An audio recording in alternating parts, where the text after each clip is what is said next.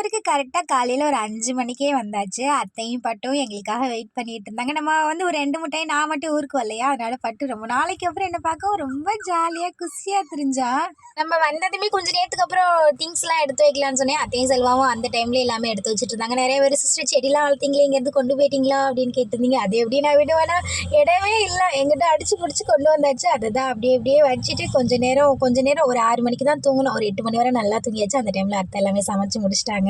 என்ன ஸ்பெஷல் இன்னைக்கு? கோழி குழம்பு, நாட்டுக்கோழி.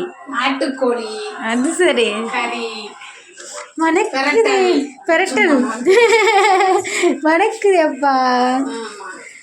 சாப்பிட்டு வாங்க இட்லி, சாப்பிட வாங்க இட்லி, சாப்பிட வாங்க இட்லி.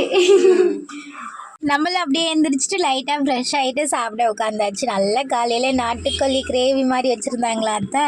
அப்புறம் கொஞ்சம் நல்லா சுட சுட இட்லி. ரொம்ப நாளாச்சு அத்தை கையில் சாப்பிட்டு, செம்ம டேஸ்ட்டாக இருந்தது. நல்லா சாப்பிட்டுட்டு அப்புறம் திங்ஸ்லாம் எல்லாமே எடுத்து வச்சுட்டு கொஞ்சம் நேரம் ரெஸ்ட் எடுக்கலாம்னா ரொம்ப டயர்டாக இருக்குது. வீடியோ கொஞ்சம் லேட், கொஞ்சம் அட்ஜஸ்ட் பண்ணிக்கோங்க. நம்ம வந்ததுலேருந்து கொஞ்சம் பிஸியாக இருக்கும், அதனால தான்.